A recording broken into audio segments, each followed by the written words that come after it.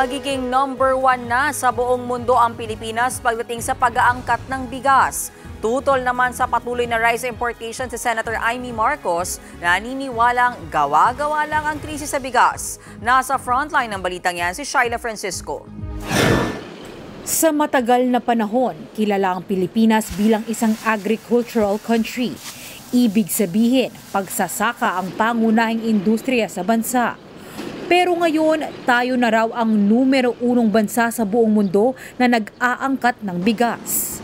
Base sa forecast ng United States Department of Agriculture o USDA, aabot sa 3.9 million metric tons ang i-import na bigas ng Pilipinas ngayong taon habang 3.8 million sa 2024. Kaya ngayong 2023 pa lang, mauungusan na natin ang China bilang top rice importer. Hirit tuloy ng kilusang magbubukid ng Pilipinas.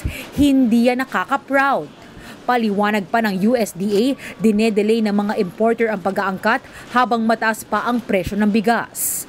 Ayon sa Federation of Free Farmers, umaasa pa rin ang gobyerno sa importasyon para punan ang kakulangan ng supply sa bigas. Parang they are saying if everything stays the same and the government programs stay the same, then the imports will increase. No? Ang implication nun, the government programs are not succeeding in improving local production. Ayon naman kay Agriculture Undersecretary Leocadio Sebastian, asahang mababawasan ang rice importation ng Pilipinas ngayong taon. Nakikita rin ng DA ang paglakas ng lokal na produksyon ng bigas.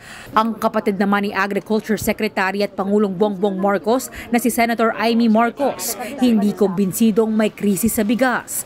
Kaya tutol siya sa patuloy na pag-aangkat. Bonggang-bongga ako tutol dyan. Unang-una, wala namang krisis sa bigas. Ba't gawa-gawa ng ganyan? Dapat yung importation, last resort.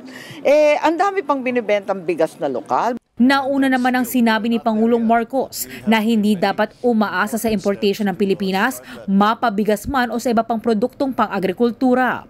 Pero kamakailan lang, natalakay sa ASEAN Summit sa Indonesia ang rice importation, kung saan malugod na tinanggap ng Pangulo ang panukalan ng Vietnam na 5 taong kasunduan para mag-angkat ng bigas ang Pilipinas. Nagbabalita mula sa Frontline, Shyla Francisco, News 5.